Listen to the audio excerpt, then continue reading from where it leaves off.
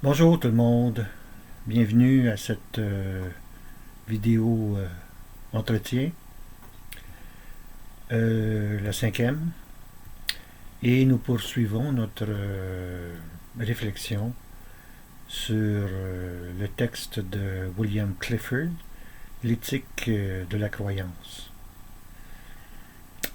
Et je reviens, c'est comme obsessif, mais j'y reviens sur la citation qui est donnée dans l'article de Noémie Mercier du Québec Science de 2018, hein, Pourquoi on croit. Alors, il y a cette citation donc du professeur James Alcock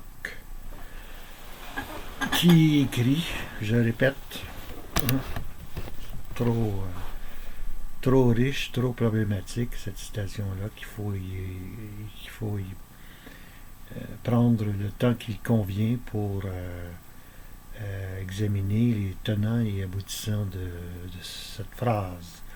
Hein, le cerveau est une machine à générer des croyances. Il a évolué de façon à favoriser la survie de l'espèce, pas pour chercher la vérité. Alors, comme je le disais la dernière fois dans la vidéo entretien précédent, euh, euh, l'adepte de l'éthique déontologique de Clifford, hein, doit rejeter euh, l'évolutionnisme, la théorie de l'évolution de Darwin, parce que les croyances ne sont pas faites pour être vraies. Hein? Elles ne sont pas acquises dans un but de, de vérité, mais d'adaptation euh, de l'espèce à l'environnement par sélection naturelle. Euh, Pourquoi? Alors donc, euh, le, le, la conception auquel on est renvoyé de par la théorie de l'évolution de Darwin, c'est à l'effet que donc notre, notre système cognitif est donc vicié au départ. Hein? Il, ne, il ne permet pas d'accéder à la vérité. Hein? Et ça pose un sacré problème à l'évolutionnisme. À commencer par Darwin lui-même. Je vous disais hier que j'étais à la recherche d'une lettre de Darwin où il s'exprime sur cette profonde difficulté auxquelles sa théorie était confrontée et auxquelles il n'y avait pas de solution. Hein? Alors je vous cite une partie de cette lettre-là. Je l'ai retrouvée. D'ailleurs, elle apparaît dans mon essai Confession d'un hérétique, hein, critique de la Bible, de l'athéisme de Sam Harris. Alors, dans cet essai-là, qui est de ma plume, je, je, je parle de tout cela. Hein, si vous voulez vous y référer, vous êtes les bienvenus. Alors, à la page 80 de mon essai, publié chez Sidney Laurent en 2018, donc, il y a ce que j'écris là, à la page 80, hein, le premier qui a eu des doutes sur la fiabilité de la théorie de l'évolution quant à l'accès à la vérité par elle, c'est Darwin lui-même lorsqu'il écrit le 3 juillet 1981 dans une lettre à un ami. Cette citation-là, je la tire de l'ouvrage d'Étienne Gilson, dans Aristote à Darwin et Retour, essai sur quelques constantes de la philosophie, publié en 1971 à la page 142, où le grand philosophe médiéval Gilson cite ce texte-là, cette lettre-là, jamais traduite en français. Donc,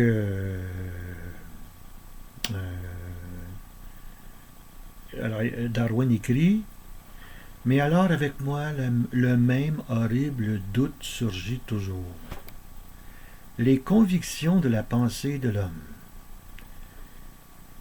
qui s'est développée à partir de la pensée des animaux inférieurs, ont-elles une valeur quelconque? Méritent-elles aucune confiance? Qui voudrait prêter attention aux convictions de la pensée d'un singe, s'il y a des convictions quelconques dans une pensée de ce genre? Alors donc, c'est très épineux que cette problématique de la non-fiabilité, on ne peut pas se fier donc à nos croyances telles quelles. Hein. Et il faut donc s'en remettre à ce que préconise Clifford. Sauf que si on suit Clifford, hein, alors il faut rejeter la théorie de l'évolution et poser comme hypothèse ou croyance la plus fiable possible l'idée d'un Dieu qui gère, administre un être intelligent qui est fiable, qui nous permet de conduire à la vérité nos croyances. Hein? Alors, c'est énorme, ça, là. Hein? C'est un grave problème. Hein? On a beau dire, là, théorie de l'évolution, c'est la meilleure théorie que nous disposons sur l'origine des espèces. Sauf que là, il y a un problème épistémologique de fond, hein, qui fait en sorte que la croyance en Dieu est la croyance qui nous assure de la fiabilité de nos croyances. Hein? Alors voilà un élément très problématique que je soulève à l'occasion donc du texte de William Clifford. Et par conséquent, ce que dans cet ouvrage, Confession d'un hérétique, et dans un autre ouvrage précédent, publié dans Connaissance et Savoir en France, le titre étant Du fiabilisme, la garantie métaphysique de la foi. Alors, fiabilisme, c'est ce qui permet de justifier, hein, de rendre fiable, je ne dis pas vrai, mais fiable, hein, nos croyances. C'est-à-dire que, et c'est ce que je montre dans mon ouvrage, dans mon essai, qu'il faut passer d'une philosophie ou d'une épistémologie de type évidentialiste, hein, à une épistémologie fiabiliste. Hein. C'est ça le propos de mon ouvrage, du fiabilisme, la garantie métaphysique de la foi.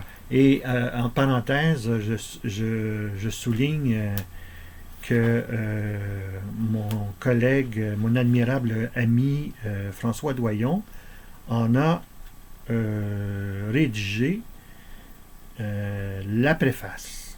Hein. Et à l'évidence, hein, François Doyon n'a rien saisi, rien compris de mon ouvrage. Hein. Alors, voilà. Donc, dans cette dans ce cinquième entretien, nous prenons ici, nous nous engageons dans un point tournant. Nous allons passer du texte de Clifford à celui de William James. Hein? Parce que nous voyons les difficultés, les sérieuses, graves difficultés auxquelles engage l'éthique déontologique de la croyance chez Clifford. Parce que, entre autres choses, il n'y a pas de garantie. Il n'y a pas de garantie épistémologique, épistémique de la croyance. Hein? Et il est bien beau nous dire, Clifford, qu'il faut avoir une évidence suffisante. Encore faut-il pouvoir en donner les critères. Hein? Et alors donc, Clifford fait appel à l'évidence. Hein? Et là, c'est un mot, oui, c'est un mot français, mais c'est un mot qui est tiré principalement de l'anglais. Hein? Evidence, qu'on traduit souvent par preuve. Hein? Donc, l'évidentialisme, et un autre partisan de l'évidentialisme, c'est le philosophe britannique Bertrand Russell. Hein? Je n'ai pas sous la main le début de son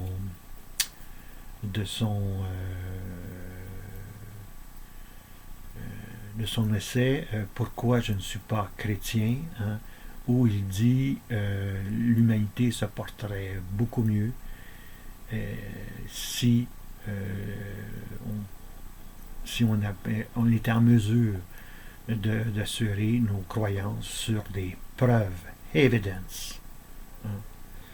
Alors l'évidentialisme, hein, comme disent les Anglais, l'évidentialisme et l'épistémologie sur laquelle s'appuie l'éthique déontologique de Clifford. Alors nous avons vu que cette éthique déontologique implique de sérieuses difficultés au plan épistémique. Hein? C'est-à-dire qu'on n'a pas la garantie de la validité, de la vérité de nos croyances. Hein? Sauf en faisant appel aux preuves, à des preuves suffisantes. Hein? Encore faut-il savoir en quoi ça consiste que ces preuves suffisantes. Si nos croyances au départ ne sont pas orientées vers la vérité, hein, seulement en fonction de l'adaptation. Et comme je le disais dans la précédente vidéo,